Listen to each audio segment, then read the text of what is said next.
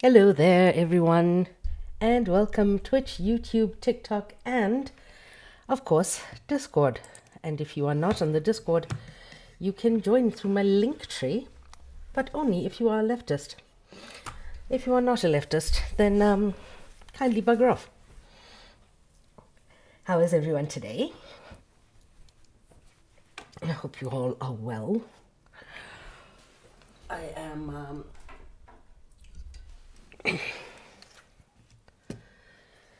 in the middle of procrastination. I'm writing a piece about Hosea because you know my obsession with Hosea is profound.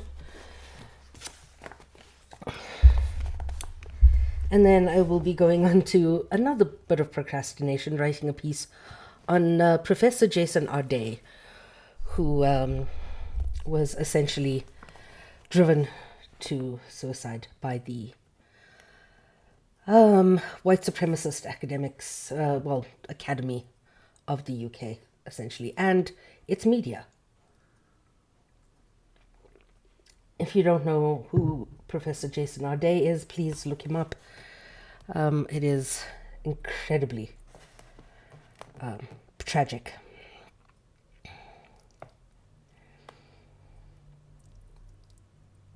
And the video I made this morning saying that we have to be excellent in order to be considered deserving of anything, really. Success, shelter, safety, all of those things. It's also a case of we have to, how do I put this?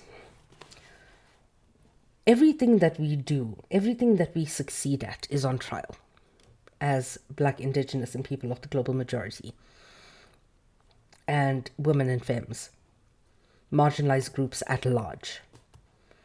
We are basically told that if we are not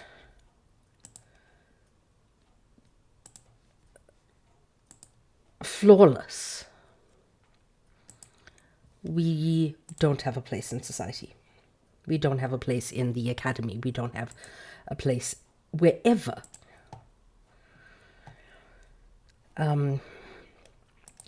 Wherever we think that we belong, wherever we do actually belong, even if we do belong there, we got there entirely on merit. Whiteness is seen as merit in itself, while being a person of color is seen as inherent inadequacy and incompetency.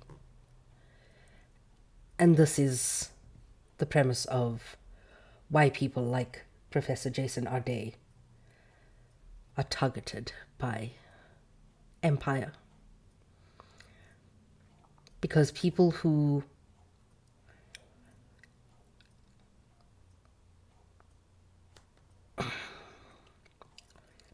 disprove empire's hypothesis on whiteness being superior just by mere existence, it has to be qualified.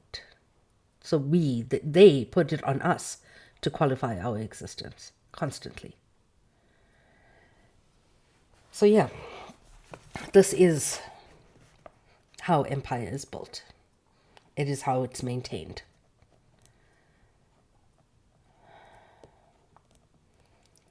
And to Nathan Kofness, or however you pronounce your stupid surname, you are responsible for Jason Arday's death.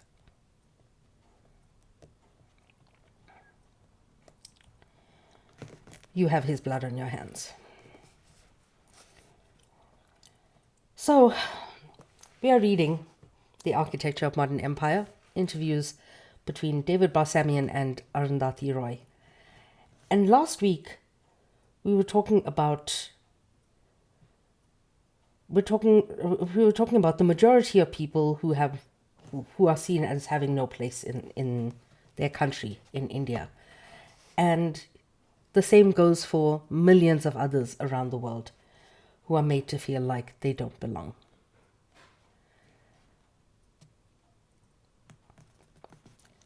So,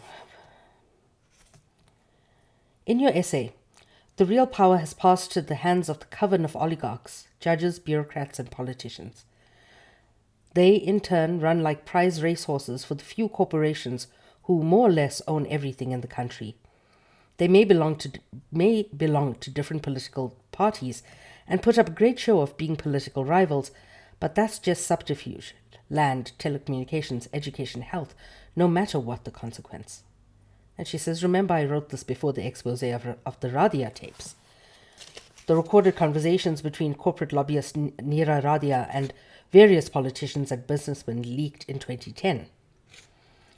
The Radia tapes with the taps on the phones of Neera Radia. She's a sort of PR person for Mukesh Ambani of Reliance and for the Ratan Tata Group, two of the biggest corporations in India. The tapes revealed the fact that they are running everything, deciding who the ministers should be in Parliament. The Radia tapes are like a physician's diagnosis that is confirmed by an MRI. Now we're in a very interesting phase in India where corporations are battling each other and therefore leaking news about each other to the press. Radia was also involved what is called the 2G scam. Telecom spectrum was sold by the government to these companies at absurdly low prices, despite being worth billions of dollars. The same thing is happening with India's natural resources at an enormous human cost. Now, this is something that Walter Rodney speaks about. Hi, AC. Walter Rodney speaks about in How Europe Underdeveloped Africa, where they speak about, where he speaks about how the human capital, so widely valued as being necessary for the building of empire, was devalued. The labor itself was devalued in South Africa. Or in Africa in general, or in colonized places, not just in South Africa, sorry. And the raw natural resources that are so important for development elsewhere in the world were basically traded with the metropoles at absurdly low prices, as she puts it, so that the country of origin wouldn't get much for it, so that the labor in extracting these resources would not get paid adequately for it. And then they would sell all of these resources back to us as finished products at insanely high prices. And not because they were refined or anything like that, because the natural raw resources were always worth a lot more because the labor that goes into them. But yeah, chocolate. Take the economy of chocolate. I have a piece on it in my on my Patreon. If you subscribe to my Patreon, you'll be able to see it. The economy of chocolate is that the chocolate farming industry is severely unethical, and the people who farm and actually get the natural raw resource and put in the most physical and most harmful labor to their health actually get the least out of it.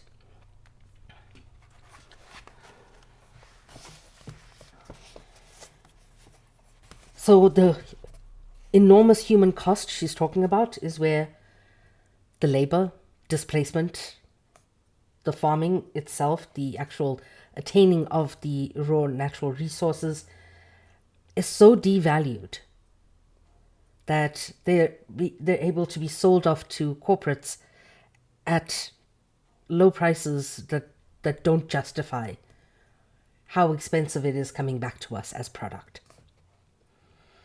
What's happening in India is not unlike what happened historically in Africa or Latin America. But now you have India colonizing itself. You have India developing its own idea of civil rights, yet committing a kind of slow genocide of its own people. They're not lining up and killing them, but starving them, cutting them off from their resources, encircling them, calling in the army. It's not one country doing it to another, but the elites of one country doing it to its own poor. And that's what's happening in the States too. But today, everyone knows that is banditry. The divisions are only on what you're prepared to do about it and how you're going to fight it. Those are the divisions that exist between people. And the same exists in the States, where the the people who defend the oligarchs don't understand how they're being abused by them. So they're tactical, not strategic. No, they're tactical and strategic, not ideological. At least not in terms of what you're opposing. So resistance movements, ranging from the Gandhians to the socialists to Maoists, they're all fighting the same thing, even if their strategies of resistance are different. Surely their ideologies are different, but a lot of the difference has to do with the geography of the site of resistance. You can't fight in the jungle the way you fight in the open plain, in the villages, and so on. And that is why every single group matters in resistance towards our larger enemy, which is heteropatriarchal, white supremacist capitalism. In Walking with the Comrades, you recount the time you spend in the forests of Chhattisgarh with people who are called Maoists or Naxalites. What kind of fundamental change are they proposing in terms of restructuring society? They're pretty straightforward in that they're communists. They believe in overthrowing the Indian state with violence. They believe in the rule of the proletariat. But right now, the place where they're fighting from, 99.9% of them are Adivasi people. By Adivasi, I mean indigenous, tribal people. And that brings a different color to the nature of this battle. Many of them have never been outside the forests. They've never seen buses or trains or a small town, let alone Delhi or a big city. So I would say that the battle right now that is in these huge areas where the indigenous people of the country live, the government, quite against its own constitution, has signed hundreds of memorandums of understanding to turn that land over to private corporations for mining bauxite, iron ore, and every other kind of mineral. So they're taking apart some of the most beautiful natural resources in the world to fight the indigenous people of those lands. Interesting. Even though ultimately they believe in a different society, and they do have a pretty conventional idea of the nation, which I don't share, the contours of the battle right now is really a battle to stop those lands from being taken over, to stop the annihilation of a way of life that today is the only way of life that can have any claims to being sustainable. It's in great threat. People are starving, ill, malnutrition, but that's because there has been such an endless assault on them. But they still have the tools and the wisdom to teach us something about how to live, how we're going to have to live in the future. It's not that we all have to become tribal people, but we have to learn to relearn what civilization actually means. Yeah. What is civilization? Is it a building? Is it a piece of paper saying that you have a formal education? Especially when those buildings come at the cost of displacing people. Is that civilized? I can hear television anchors and other critics who carp at you saying, there goes Arundhati again, romanticizing tribals. It's interesting. If you read what I've written about my experience walking with the comrades, you'll see that I did not go in there and say, this is a perfect society and they're egalitarian and so beautiful, and let's all be like this. When you're threatened by arguments and actual war, you have to find ways of undermining people, finding ways of labeling, delegitimizing. This charge of romanticization is all part of that. And yes, what that person on Geeky's live last night was doing was accusing Geeky and I of being Zionists because we don't buy into the romanticized version of Palestine as being a perfect society. Palestine is not a perfect society. No society is. Palestinian men can be and have been violent against Palestinian women. We see it in every single society because where there's patriarchy, there is gendered violence. And Palestinian men are still men, exactly. But because we don't buy into this romanticized idea that Palestine and Palestinian society is perfect, we get called Zionists.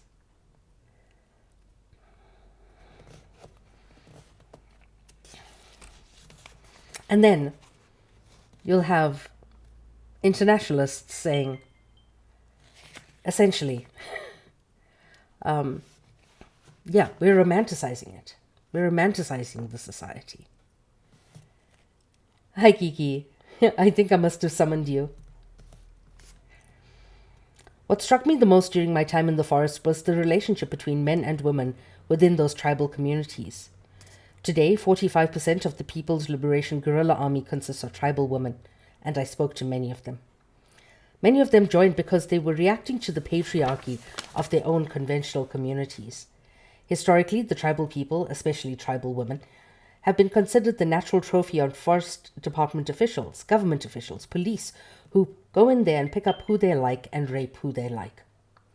Today, that cannot happen. So in a sense, they've already won that. They've already won huge victories of dignity.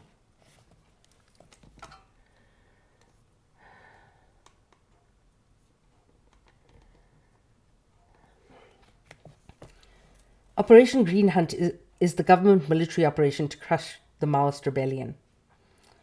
You say that Operation Green Hunt actually did a favor by clarifying the situation for people. Could you elaborate on that?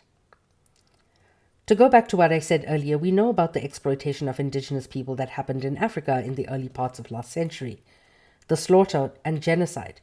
But today you have to do things quietly, no? You can't be as brazen as people were back in those days.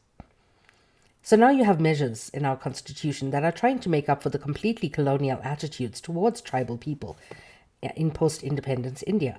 So you have a new law, for example, call it the Panchayat Extension to Scheduled Areas Act, which disallows the government from taking over tribal land and handing it over to companies. Thus, smoke up the mirrors. But Operation Green Hunt clarified things to local people.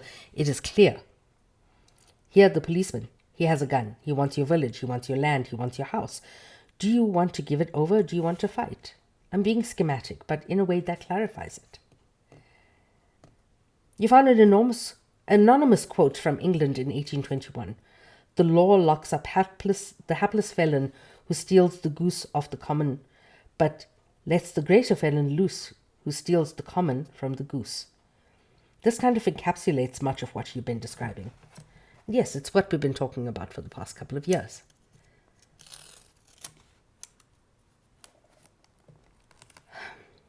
Why is it that not a single arrest has been made in relation to Epstein? Not a single arrest.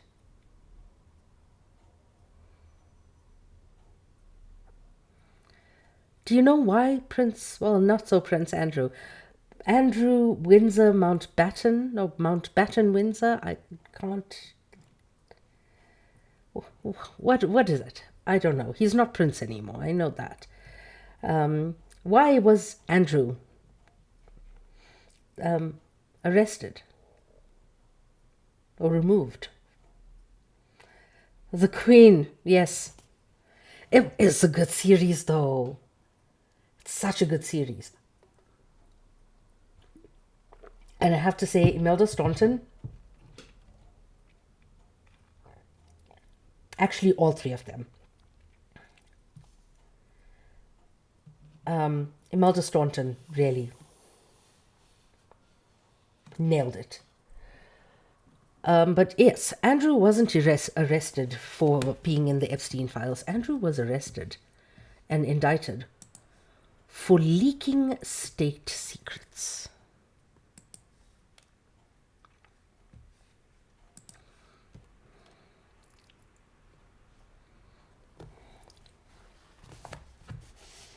Yeah, but this is exactly what we've been saying. This is a line from a poem written at the time of the enclosure of the commons. Here it's the enclosure and corporatization of the commons. It's not just the enclosure, but the enclosure and destruction of the commons simultaneously. That's going on. I think even the middle class, which has so far benefited greatly from the opening up of markets, is now slowly beginning to feel an unease about this destruction. People know that eventually you're soiling your own nest. Thank you, my love. That's not going to get you very far. And that, I think, is why we're in such an interesting time. A few years ago, these were things that a handful of us were saying Now with the exposure of the Radia tapes, everybody knows it. What we were yelling about earlier is street talk now. I almost feel like I can think about doing something else. Oh, yes. Because when I was yelling about white supremacy and whiteness and all of these things that people are talking about freely now, I was fired. I was given warnings at work. I was ousted from organizations for talking about by talking about race, when it's no, we're fighting gendered violence here. It's not about race. So when I was talking about race, they were like, no, we can't talk about these things. We're dividing ourselves, and whiteness would win. And I feel the same way. Like now that so many more people have the language of resistance, I can stop yelling about the things I was yelling about 20 years ago. In the case of Binayak Sen, it has attracted a lot of international attention. 40 Nobel Prize winners have called for his release. What does he represent? In a country where there is so much injustice, why is his particular case worthy of attention? When I tell US people the US is doing genocide against indigenous, they tell me I'm controlled opposition. We know that the genocide of the indigenous people of Turtle Island is still continuing. Oh, Inferno. Alia, can you please message me on Discord, Nikki Starfish? We need somebody in Ontario.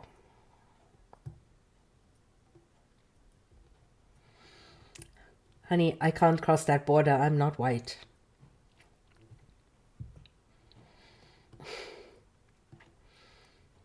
Yeah, I wish, because there are polar bears there.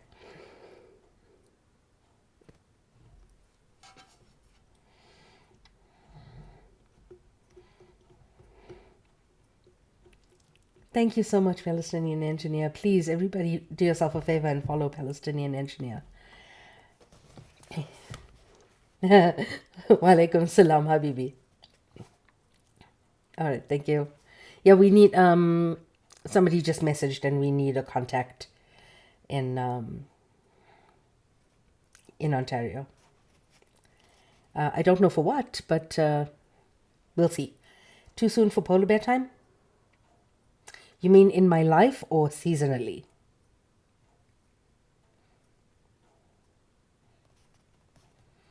Because you know I'm going to hug a polar bear eventually.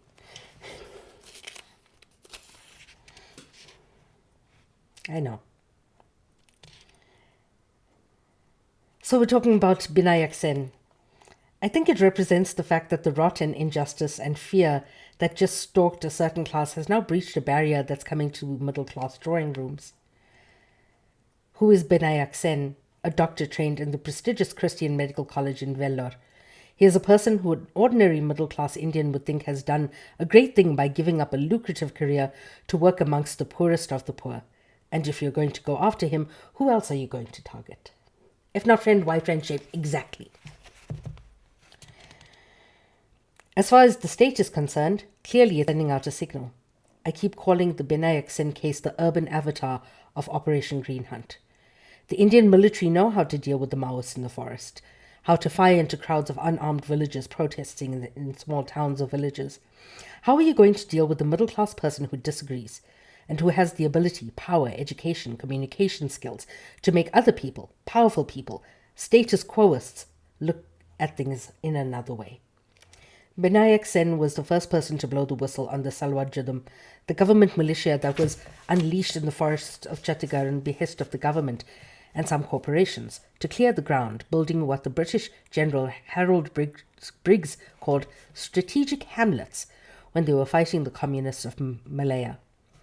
This means terrorizing populations, making them move into roadside camps, clearing land. That's what the Salwar Judum was doing in Chhattisgarh. Binayak was one of the people who raised an alarm and spoiled things for them. That's why Operation Green Hunt was announced. Whistleblowers are some of the most important people, and that is why they end up dead.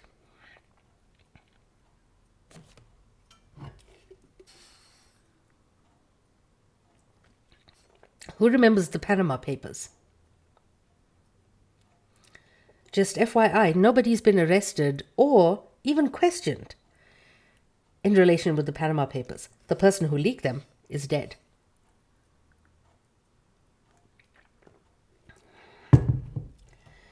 In spite of all you've been saying about the depredations of the Indian state, the shrinking of public space for dissent, you write, here in India, even in the midst of all violence and greed, there is still immense hope. So where do you find that hope? Oh, where do we find hope?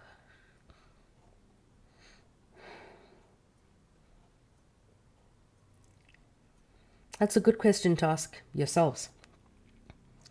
Where do you find hope?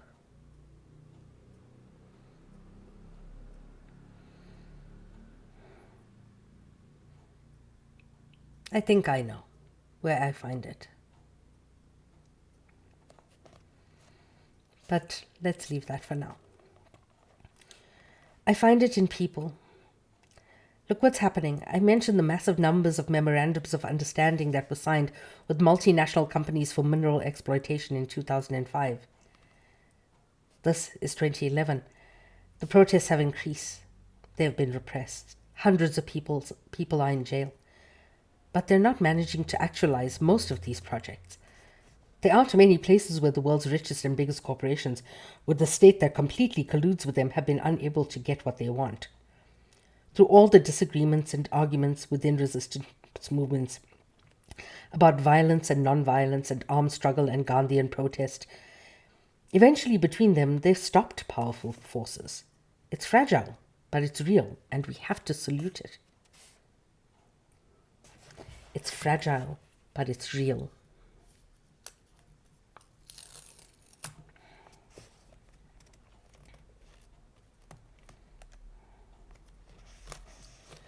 And I hope that it coincides with the time in which people all over the world are beginning to understand that things cannot go on like this. Queer pickleball, I love... Alia, I fucking love you. Enjoy.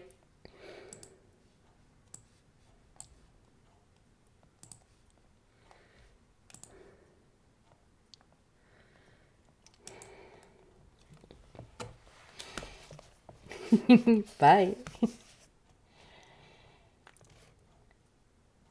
People all over the world are beginning to understand that things can't go on like this, and if they do, there will be complete collapse. But at least we'll go down fighting. At least we'll go down saying that we'll do everything to stop this, and I think that's a tremendously hopeful thing. It is hopeful. Are the solutions to problems created by the masters going to come from the masters? Of course he knows the answer to this. They're not. I gave a lecture at Harvard recently called "Can We Leave the Bauxite in the Mountain?" Part of me was sort of thinking that the real effect I would like this lecture to have is to make the masters of the universe, who feel that they're somewhat deprived and helpless because the solutions are not going to come from the people who created the problem in the first place. I'm not saying everyone at Harvard has no imagination, but it's a sort of pinnacle of the establishment in some ways. I think that this whole idea of how you look for a solution too needs to be talked about, because there can be imperialistic understandings. You have an imperial vision that created the problem, and you want an imperial vision that comes up with an imperial solution. It's not going to happen. Stop trying to make fetch happen. You have to pay respect to the fact that different ecosystems and different people and different kinds of situations will have different problems. The solution is not going to be a broad spectrum antibiotic. And surely it's not going to be a solution that voluntarily comes from some climate change conference in Copenhagen. It's not going to happen. It's going to have to be forced on people. Majority of South Africa voted in a referendum to end apartheid because of the economic system. Thank you. Paid. Thank you. Are you teaching on Saturday? I don't know. Because us is suggesting we start D&D at midday. We can start at midday. I can have my classes there if I'm teaching.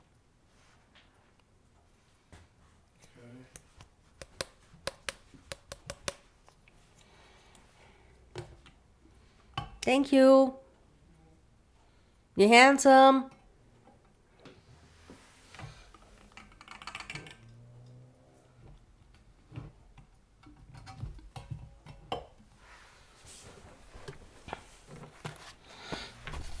He does not believe it. The beginning of that for me has to be a fight to protect places and cultures physically, especially places where people have new imagination or old imaginations that can become new without going through the horrors of what we call civilization. I love how she articulates things. The horrors of civilization.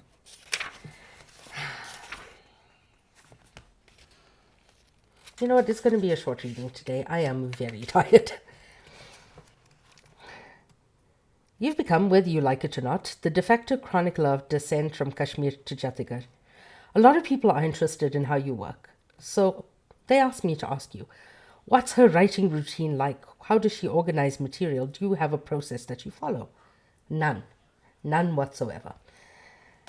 Someone asked me this question recently. They asked me, how do you go about doing the research to write your pieces? And I said, I don't do research to write my pieces. I just keep myself informed in order to get over the indignity of living in a pool of propaganda. Then, when you understand what the real story is, you're so angry that you have to write something. I don't research things in order to write. I think it's just something that's in my DNA, maybe the idea of how do things connect. I don't think that you can just assume things like the people are always right, resistance is always wonderful, and people's governments are always great, because they're not. You can have a greatly unpleasant and almost sometimes repulsive people's movement. The largest people's movement in the country in recent times is Bajrang Dal and Vishwa Hindu Parishad. Those are right-wing Hindu nationalist formations.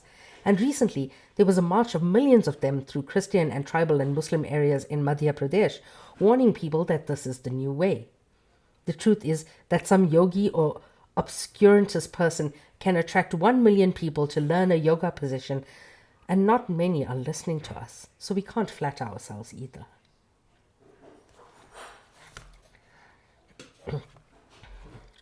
Pickleball is like, there's Capri Campo, the bisexual creator, who's like things that are not inherently bisexual but feel bisexual, like Stanley Cups. Apparently they're a bisexual thing.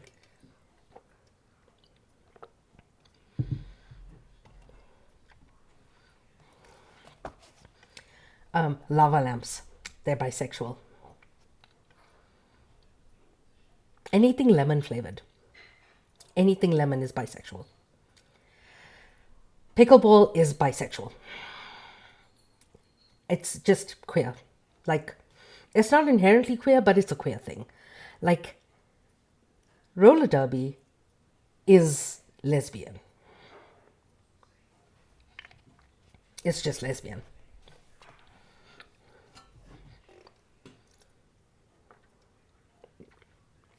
Carabina's a lesbian. Not being able to flirt is bisexual.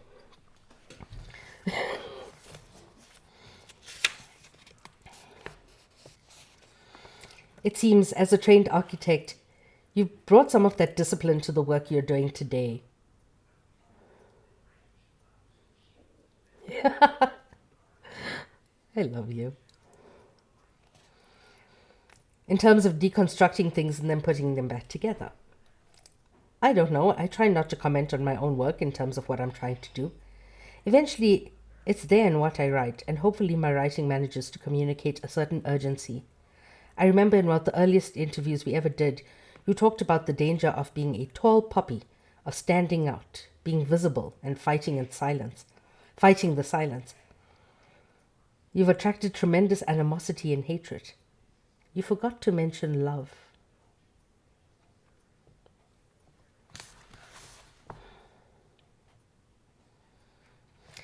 How could I have forgotten to mention love? Are you worried that you find yourself inhibited in any way because of fear, though? That's a good question. Am I worried? I would be stupid not to be worried. I would be stupid not to be aware of what's going on, so I won't say I'm not worried. But to come back to the idea of how these things play out when you're pretending to be a democracy, in many ways the upper infrastructure of democracy has been rented out to corporates, and lower infrastructure has been rented out to mobs. So now wherever I go, wherever I speak, I've been traveling a lot and speaking to rather huge audiences. The Hindu right always makes sure there's some kind of protest. People physically threatening me.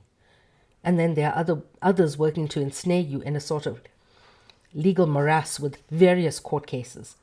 But so far, nothing serious has happened. Nothing serious has happened in legal terms, but your house was attacked in New Delhi. I mean, nothing serious has happened in legal terms.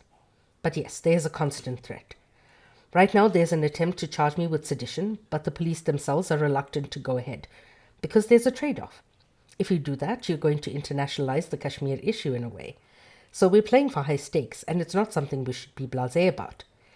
At the same time, when you see what ordinary people are going through, the horrors of people's prison experiences, the poorest in the country living from hand to mouth being jailed, how are they going to get a lawyer or out of prison?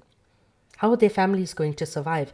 If you take one small look around you, you get a little steel in your spine and think, come on, let's not feel sorry for ourselves.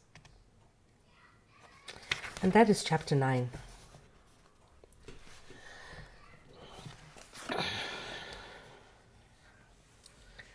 Okay, we've been here 45 minutes, according to Discord.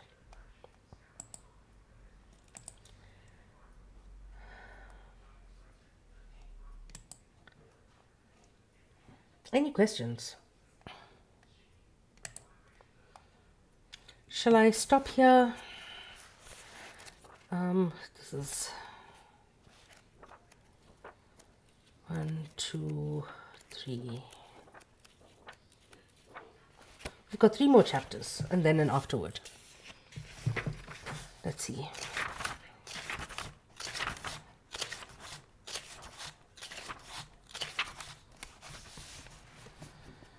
Can we do this in 15 minutes to half an hour? I don't think so.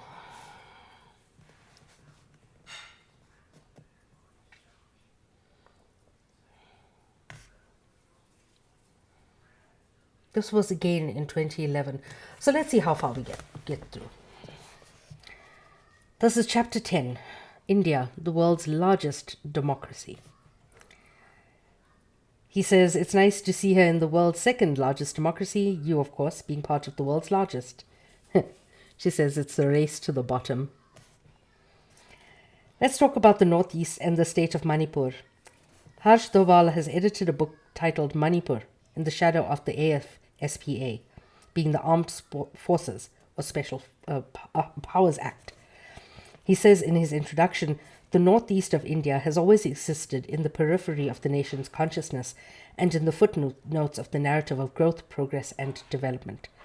In a region where lawlessness, rape, murder, army excesses, arbitrary detention, torture, and repression are the order of the day, we hear little about this in the United States. Wait, I thought he was talking about the United States. What's going on in that region?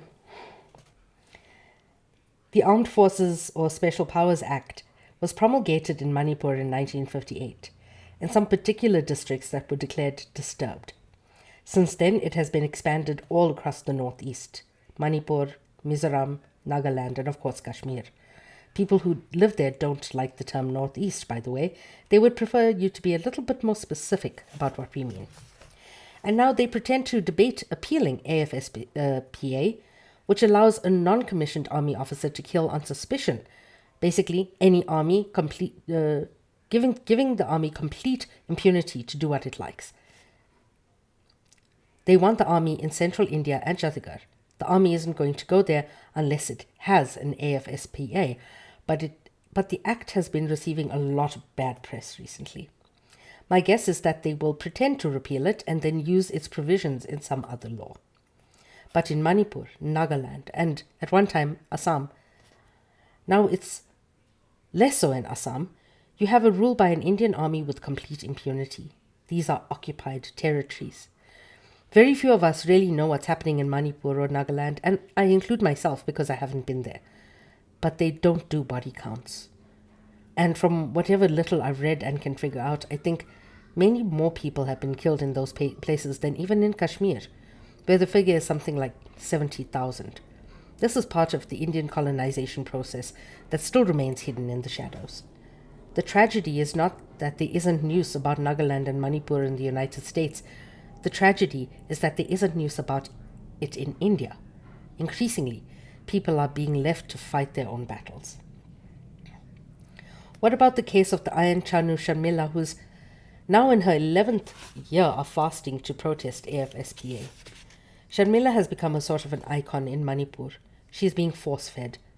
It's interesting to compare the reaction to her hunger strike to Anna Hazare's. All the TV channels in the entire nation were so excited when Anna went on hunger strike for a few days. You have to ask why. Why did one hunger strike cause that reaction? Why did another just become a circus exhibit? I know this is a cruel thing to say, but that's how people use Iram Sharmila. It's because what she's asking for is more radical, and Anna is asking for something backed by the middle class. When people can romanticize and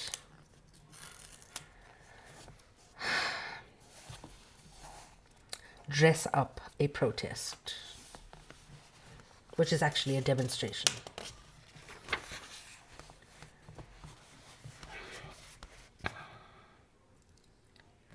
when they can make it look pretty, when they have nice slogans and a beautifully designed logo,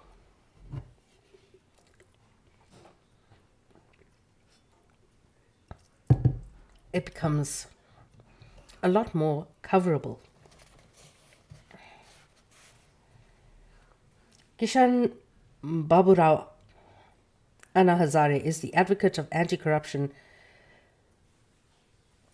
Jang Lokpal bill being debated over in the Indian Parliament. Anna means elder brother in Marathi. You've done some research into Hazare's background. He's been presented as a kind of reincarnation of Gandhi, a simple man, doesn't have a lot of personal wealth, but his politics are another matter. Others did the research, which I wrote about. It's interesting that, for a person who calls himself Gandhian, every time he's posed with a question about Kashmir or even corruption, his first response is hang them or cut off their hands, or something else terribly violent. It seemed, at least on the surface, that whatever he was saying touched a nerve in some part of the Indian body politic. People are fed up with corruption, of course. What is interesting is that the movement rose on the back of the massive corporate corruption scandal, the selling of telecom spectrum worth billions. It's an old story. The government sells something into a corporation much cheaper than it ought to have for kickback or a bribe to some minister, and the corporations realize huge profits. What happened with the 2G spectrum is nothing compared to what's happening in the mining sector, for example. With the 2G scandal, for the first time since India began its romance with the corporate free market, corporations were on the mat. These revelations exposed the nexus among the media, the corporations, politicians. But the odd thing about this anti-corruption movement that rose from there was that the very same media and corporations shouted the loudest and supported it the most. All the anger was focused on the government. And many of the media houses, which were giving it 24-hour coverage on TV, and print media for asking for less government discretion, more privatization, more corporatization, you didn't find a single anti-corporate slogan. So it was almost the exact opposite of what's happening with Occupy Wall Street. And yes, there were a lot of people, a lot of poor people, who would go there to give their support, but what they were expecting and what the actual bill was about were two different things. Very few people actually read the Jan Lokpal bill, the people's anti-corruption legislation that they were trying to push through. I found it absolutely regressive, because what they were asking was for more police, a sort of centrally administered organization with something like 30 or 40,000 more police with powers to tap phones, power over courts, over the Prime Minister itself, there was no way of knowing how these people were not going to be corrupt themselves.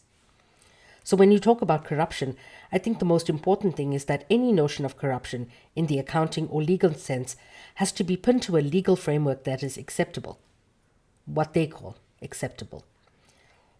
That's what the middle class in India wants, because the majority of the poor, whether rural or urban, live outside that legal framework. An anti-corruption law would allow the middle class to say, look at these slums. They are there because corrupt politicians allow them to be there so they can get votes. They should be kicked out. Or look at these vendors, kick them all out. Look at these poor people filthying up a nice neighborhood, keep them out. Or look at these tribal people, they don't have documents to say that they really have the right to live in that village, kick them out. So this process of legalization and digitization of culture is the enclosure of the commons, the common people. Lest it sound as though I'm supporting corruption, I'm saying that nobody has cared to define very closely what we mean by that. And a narrow accountant's definition only serves the middle class. It's important to ask the questions, what do you mean by corruption? Corruption has something to do with the concentration of power and powerlessness. That's the currency. So instead of actually structurally addressing the fundamental issue of power, when you just start talking about corruption in the imagination of an accountant or lawyer rather than politically, it becomes regressive. Yes. Abso-fucking-lutely. It is always a question of power and powerlessness. Does Hazare have any connections with the Hindu nationalist RSS or with the Modi regime in Gujarat? Early on, one of the first things he said that he admired Modi as a development chief minister, which was rather shocking for somebody to say, but of course, historically, he's always been a person the RSS admired, a person the World Bank admired. It's interesting, if you... One second. If you look at Africa, you'll find that the World Bank has run a huge number of anti-corruption programs there too. It's a way of allowing capital to penetrate the grassroots. Yeah? Good night. Sweet dreams. Love you.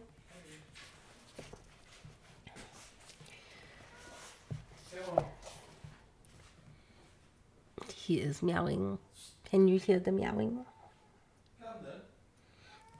He's complaining. Can you hear the complaints?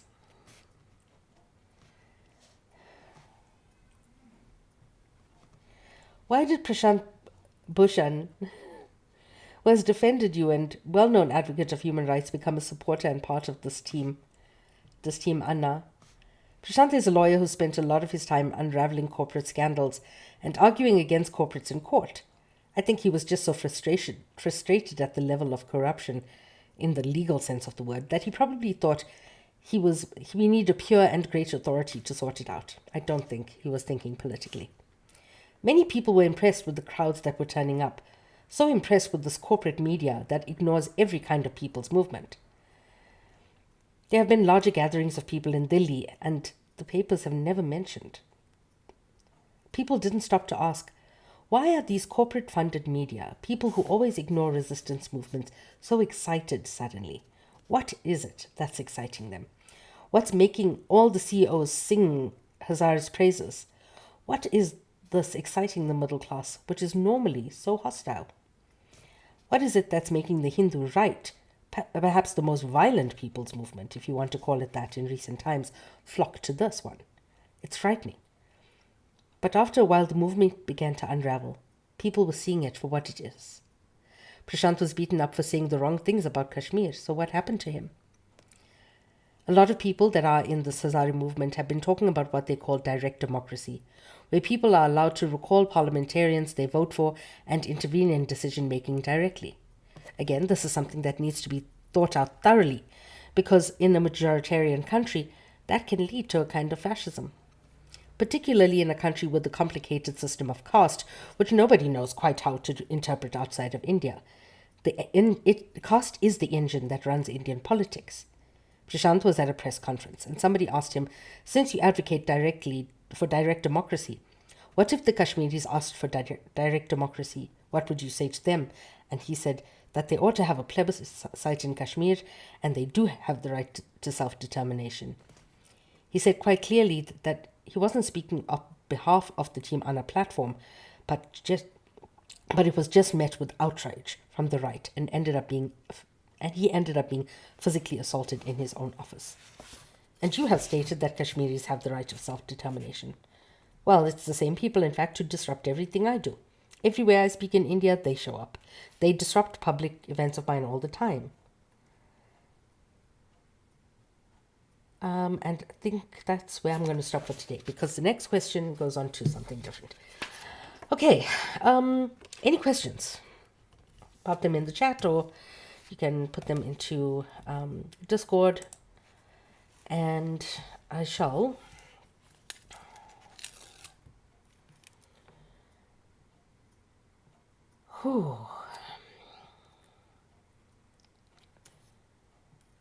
I need to look up what majoritarian means in the Indian context.